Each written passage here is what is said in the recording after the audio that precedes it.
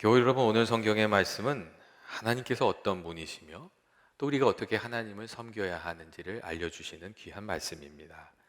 여러분, 하나님은 어떤 분이십니까? 사람마다 이 하나님에 대한 상이 다르고 이미지가 다르고 생각이 다릅니다. 어떤 분은 하나님을 온 만물을 지으신 아주 귀하고 놀라우신 분으로 높이 생각하면서 살아가고, 어떤 분은 고난 가운데 있는 이들을 도우시는 긍휼이 많으신 하나님으로 생각하고 감사하면서 살아갑니다. 또 어떤 분은 하나님을 무서운 분으로 생각하면서 살아가는 그런 분도 있습니다. 제가 잘 아는 분 중에 아내가 이 교회 나가자 그래가지고 교회 나갔던 분이 있으셨거든요. 근데 이분이 원래 교회 나가고 싶은 건 아니고 이제 아내가 자꾸 부탁을 하니까 교회를 나가준 거예요.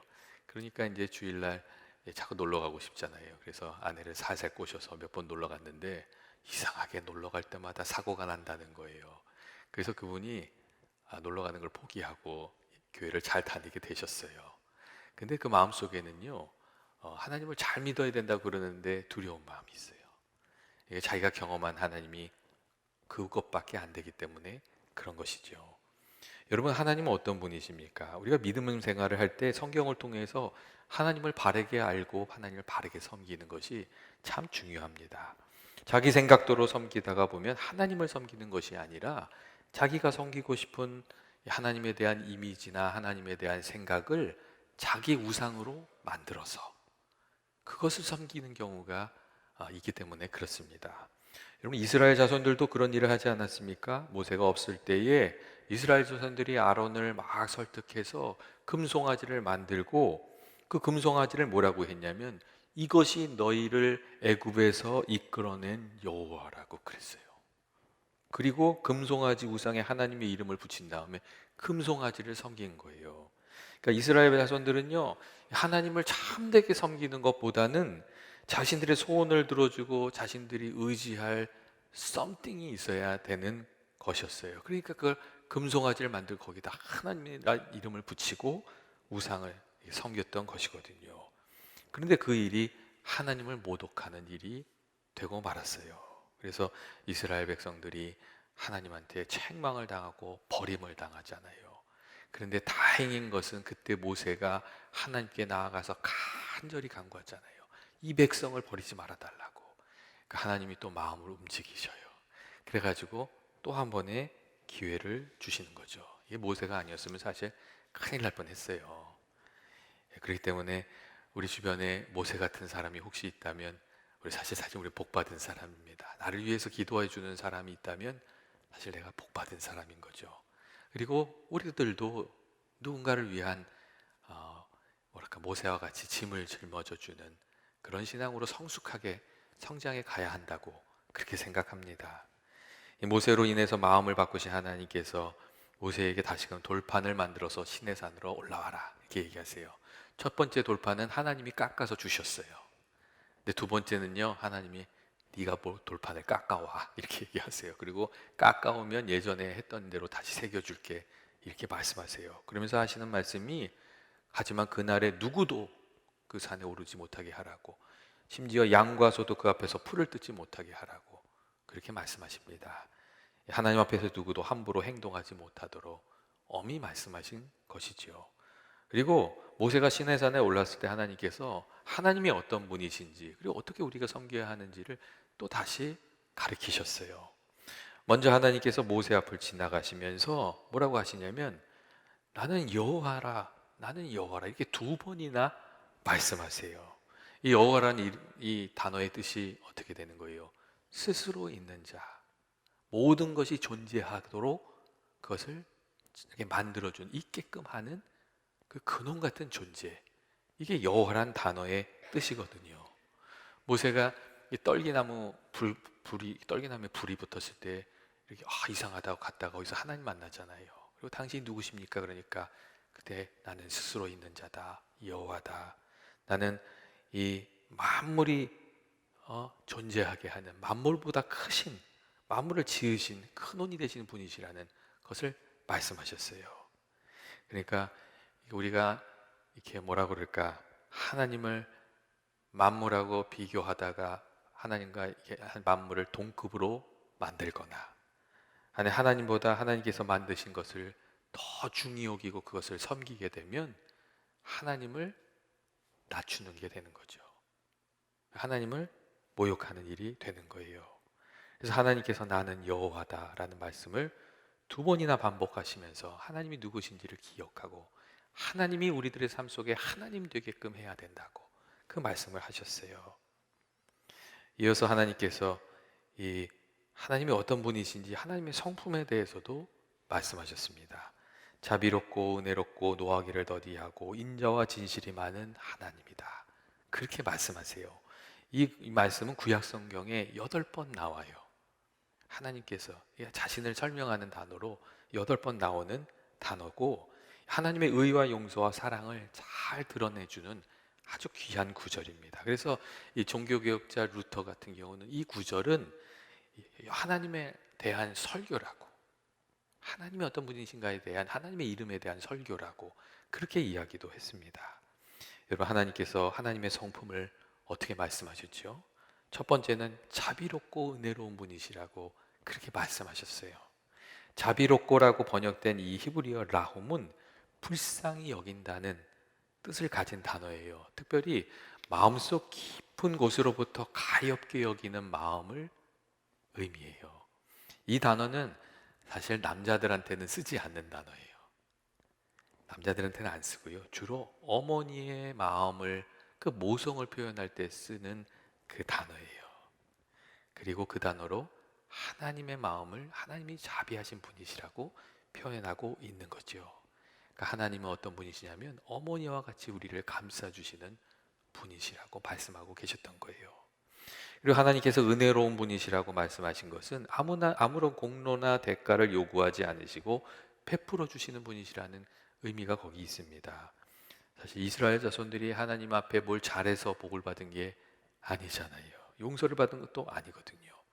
하나님의 자비하심, 어머니의 마음, 그리고 은혜가 있었기 때문에 이스라엘 자손들이 용서를 받은 거예요.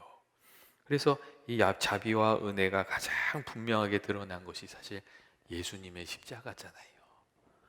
이 사람들 중에 하나님을 무섭게만 생각하는 이들이 있는데 사실 하나님께서는 죄악 가운데 있는 이들을 긍휼히 여겨주시고 예수님을 십자가에 이렇게 희생제물로 주셔서 우리를 구원해 주셨어요. 이 예수님의 십자가는 하나님이 베푸시는 자비와 은혜가 얼마나 큰 것인지를 보여주는 것이죠. 그리고 우리가 십자가를 바라보면서 하나님의 자비하심과 은혜를 믿을 수가 있다면, 그것을 우리가 믿을 수 있다면 깨어진 자리에서도 하나님께 나아가서 기도하고 그 은혜를 힘입을 수가 있는 것이죠. 여기에 기독교에 굉장히 강력한 힘이 있습니다. 넘어진 자를 다시 일으키시는 하나님의 능력에 십자가에 있는 것이죠.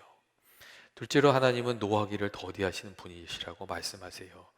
이 노하기를 더디한다 할 때 이 더디한다는 히브리어 단어 에레크는 오래 참는 그 참을성이 있는 사람이다, 이런 뜻을 가지고 있어요. 그러니까 그대로 번역하면 하나님은 화를 오래 참으시는 분이시다, 이런 이렇게 문장이 되는 것이죠. 하나님께서 이 허물을 보셨지만 기다려 주신다는 것이거든요. 회개할 때까지 기다려 주신다는 거죠. 그리고 사실 성경에 보면 하나님의 이 오래 참으심의 이야기가 너무나도 많아요. 아담과 하와가 죄를 범했을 때도 아주 버리지 않으시고 참으시니까 기회를 주시잖아요. 노아의 홍수전에는 하나님이 수백 년을 기다리세요. 그리고 아브라함이 실수를 했을 때는 다시금 회복하고 믿음의 조상이 될 수 있도록 참아주시고 기다리시죠. 모세의 허물도 참아주셨고 다윗의 죄악도 참아주셔서 다시금 회복될 수 있도록 기회를 주셨죠. 그러니까 노하기를 더디하신다는 말씀에는 하나님의 기다리심이 담겨져 있어요. 회개하고 돌아와서 하나님 기뻐하시는 백성이 되기를 원하시는 기다림이 거기에 담겨져 있어요. 그리고 그 오래 참아주시는 그런 사랑으로 하나님이 또 우리를 참아주시는 거잖아요. 사실 생각해보면 우리 안에 허물이 많지 않습니까? 근데 하나님이 오래 참아주시기 때문에 우리가 믿음 생활도 할 수 있는 것이고 이렇게 신앙생활도 하면서 하나님 섬기고 있는 것이죠. 이 하나님의 사람으로 성장할 수 있도록 이렇게 하나님 기다려 주시는 거예요. 하나님이 기다려 주시지 않았으면, 참아 주시지 않았으면 아마 그 책망 앞에서 살아남을 사람이 없을 거죠. 그래서 로마서 2장 4절 말씀을 보면 그런 말씀이 있잖아요. 혹 내가 하나님의 인자하심이 너를 인도하여 회개하게 하심을 알지 못하여 그의 인자하심과 용납하심과 길이 참으심이 풍성함을 멸시하느냐. 그런 말씀이 있죠. 하나님의 참아주심을 가볍게 생각하지 말라고 그렇게 말씀하신 겁니다. 근데 사람들이 참 어리석은 것이 하나님이 참아주시고 계신데 스스로 어렵다고 생각하다가 확 깨지고 나면은 부끄러움을 당하고 그런 경우가 많습니다. 그리고 셋째로 오늘 말씀을 보면 하나님이 진실이 많으신 분이시다 이렇게 말씀하세요. 그러니까 진실이 많다는 것은 무슨 뜻이죠? 거짓이 없다는 뜻이죠. 그러니까 하나님의 말씀은 거짓이 없고 또 하나님의 말씀은 하나님께서 약속을 반드시 지키신다. 그런 의미도 거기에 담겨져 있습니다. 이 사람들은 자기 이익에 따라서 거짓말도 하고 약속을 막 바꾸잖아요. 근데 하나님께서는 그렇게 하시지 않으신다는 거예요. 그래서 하나님이 약속을 붙들고 하나님께 간구하면 하나님이 그것을 들어주시는 거예요. 하나님이 거의 진실하시고 거짓이 없기 때문에. 그러니까 모세도 이스라엘 백성들이 잘못했을 때 취한 전법이 뭐냐면요, 하나님의 약속을 붙드는 거예요. 하나님 저 이스라엘 백성들한테 보내실 때에 은혜를 베풀어 주신다고 하시지 않으셨습니까? 나를 도와주신다고 하시지 않으셨습니까? 그런데 이 백성을 버리면 어떡합니까? 저를 도와주십시오. 용서해 주십시오. 그러니까 하나님께서 그 기도를 들으시고 마음을 바꾸시거든요. 이 약속을 붙들고 기도하는 것이 그렇게 중요한 것이죠. 그리고 넷째로 오늘 말씀을 보면 하나님께서 용서를 베푸시는 분이시라고 이제 그렇게 말씀하고 있습니다. 하나님의 자비하심과 우리의 회개가 만나면 하나님께서 우리를 용서해 주시잖아요. 그리고 새롭게 살 길을 열어주시죠. 그래서 특별히 오늘 말씀을 보면 이렇게 돼 있어요. 하나님께서 인자를 천대까지 베푸신다. 이런 말씀하세요. 그러니까 이 말은 하나님의 그 은혜가 풍성하다는 거, 아주 크다는 거예요. 은혜의 하나님이시라는 걸 말하는 거죠. 때때로 사람들 중에는 내가 잘해서 다 거둔 줄 알고 살아가는데 사실은 가만히 생각해 보면 그런 경우가 그게 아닌 경우가 많잖아요. 앞서가신 분들이 뿌려놓은 씨앗을 그 후대가 거르는 경우도 많이 있거든요. 그러니까 먼저 가는 이가 좋은 씨앗을 뿌리면 뒤에 있는 사람들이 좋은 씨앗을, 좋은 열매를 거두고 앞서가는 이들이 나쁜 씨앗을 뿌리면 뒤에 있는 사람들이 나쁜 열매를 거두거든요. 이 인자를 천대까지 베푸신다는 말씀 안에는 우리가 하나님의 말씀을 따라서 복된 씨앗을 뿌리면 하나님께서 그것을 넉넉히 거두게 하실 것이라는 그런 뜻이 있습니다. 천대까지 이어지도록 풍성한 은혜를 베푸시겠다. 그런 뜻이 있어요. 그러니까 우리가 믿음의 말로, 선행으로, 기도로 당대를 넘어서는 귀한 것들을 이렇게 심으면서 살아가게 되시길 바랍니다. 그런 은혜가 좀 있어야죠. 그리고 다섯째로 이 하나님은 정의롭고 거룩하신 분이라고 이렇게 말씀하고 계세요. 이 사람이 죄를 지으면 그 죄에 대해서 형벌을 받잖아요. 성경을 보면 악을 행하는 마다 하나님의 심판이 있다고 이렇게 되어 있거든요. 그리고 오늘 말씀을 보면 악행을 3, 4대까지 보응하시는 분이시라는 그런 말씀을 하세요. 이 말씀은 하나님께서 악을 결코 용납하지 않으신다는 그런 말씀이에요. 그런데 진짜 정말 다행인 것은 우리가 예수 믿고 주님을 모시고 살면 하나님께서 형벌을 면제해 주시잖아요. 왜 우리의 형벌을 왜 면제해 주시죠? 예수님께서 그 형벌을 이미 받으셨으니까. 예수님께서 먼저 받으셨으니까. 그래서 우리들한테 형벌을 면해 주시는 것이죠. 그리고 참 이상한 것은 이 죄가 세대를 넘어서 반복되는 경향이 있다는 거예요. 악한 일을 하면 그 악한 일의 영향력이 진짜 3, 4대까지 미치는 경우가 이렇게 많습니다. 물론 회개하면 그 저주의 고리가 끊어지죠. 그런데 그렇지 않은 경우는 잘못 끼워진 단추 때문에 이 자손들이 줄줄이 똑같은 잘못을 저지르면서 하나님의 심판을 받는 경우가 많습니다. 그러니까 알코올 중독은 계속 이어지잖아요. 막 그런 일들이 있거든요. 이스라엘 자손들도 여러분 그런 모습을 보여주지 않았습니까? 남왕국 유다와 북왕국 이스라엘이 나눠질 때 북왕국 이스라엘 왕 여로보암이 교모하게 꾸며서 우상 숭배를 하게 만들었거든요. 그러니까 그 후대의 사람들도 똑같은 우상 숭배의 죄를 계속 짓는 거예요. 그러니까 이제 이스라엘 역사를 보면은 그런 얘기 나오잖아요. 여로보암의 죄. 그 단어가 여러 번 반복해서 나와요. 왜 여로보암이 지은 죄가 아닌데도 여로보암의 죄라 그래요. 그러니까 왜 그러겠어요? 처음에 그 사람이 그 잘못을 했거든요. 그런 이야기가 있습니다. 그렇기 때문에 우리가 죄의 권세를 좀 무섭게 생각하고 경계하면서 혹시 반복해서 나타나는 일들이 있으면 그것을 좀 끊어내는 은혜가 있기를 주의 이름으로 축원드립니다. 다시 시내산에 올라간 모세가 하나님이 지나가시면서 하시는 이 말씀을 듣고 급하게 엎드려서 하나님께 경배를 드렸어요. 그리고 다시금 간절히 기도합니다. 자신과 이스라엘의 죄를 고백하면서 하나님의 은혜를 구했어요. 하나님 말씀하신 얘기를 다시 반복해요. 비록 이스라엘 자손들이 목이 뻣뻣하고 하나님의 뜻을 거역하는 일이 많지만 그들을 용서해 주시고 하나님 그들과 함께 해달라고, 하나님 백성으로 삼으시고 버리지 말아 달라고 이렇게 간절히 간청합니다. 그러니까 하나님께서 또 기도를 받아주세요. 제가 이 말씀을 읽으면서 그런 생각이 들었어요. 어느 아들이 잘못했는데 아버지가 그 아들한테 얘기하는 거예요. 뭐라고 얘기하냐면요, 이런 거예요. 나는 자비롭고 은혜가 많고 인자하고 죄를 용서하는 사람이다. 이렇게 얘기를 하는 거예요. 이게 무슨 뜻인지 아시겠어요? 그러면 어떻게 해야 되죠? 그리고 나는 은혜는 천대까지 베푸는 은혜가 많은 사람이고 잘못하면 그 대신 3세대까지 매를 맞는다. 이런 얘기를 아버지가 아들한테 하는 거예요. 무슨 뜻이겠어요? 회개하고 돌아오란 얘기죠. 나는 용서의 사람이다. 회개하고 돌아오라는 거죠. 이스라엘 범죄를 저질렀을 때에 모세가 하나님을 다시 만났잖아요. 근데 하나님이 이 얘기를 하고 계세요.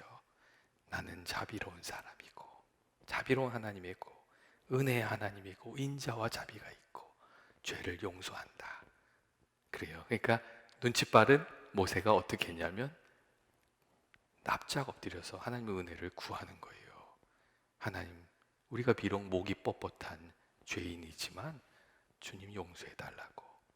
그러니까 하나님께서 그 마음을, 그 기도를 또 기쁘게 받으시는 거죠. 여러분, 우리들의 삶은 어떻고 우리들의 교회는 어떻고 우리가 살아가는 이 사회는 어떻습니까?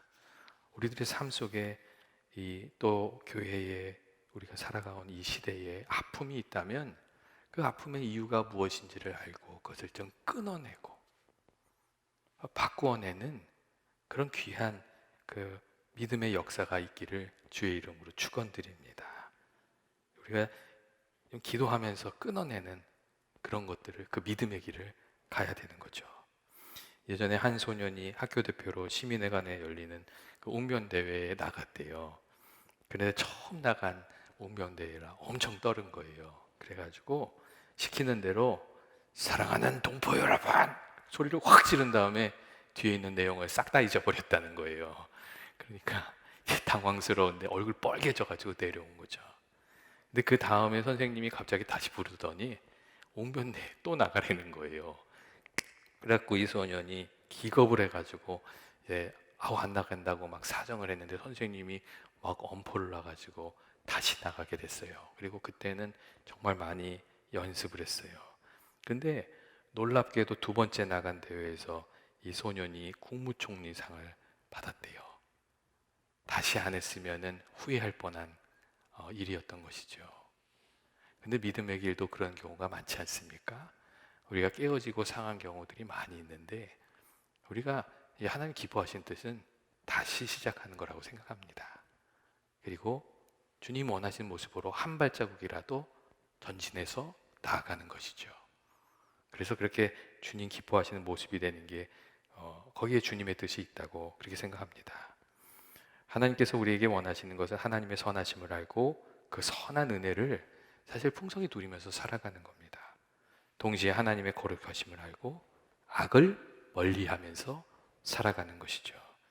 날마다 말씀을 가까이 하셔서 또 하나님을 생각하는 중에 이 하나님의 성품을 이렇게 생각하면서 그 뜻에 이렇게 맞게 살아가는, 주님의 뜻에 맞게 살아가는 저와 여러분 되시길 원하고, 우리 교회가 그렇게 되길 주의 이름으로 축원드립니다.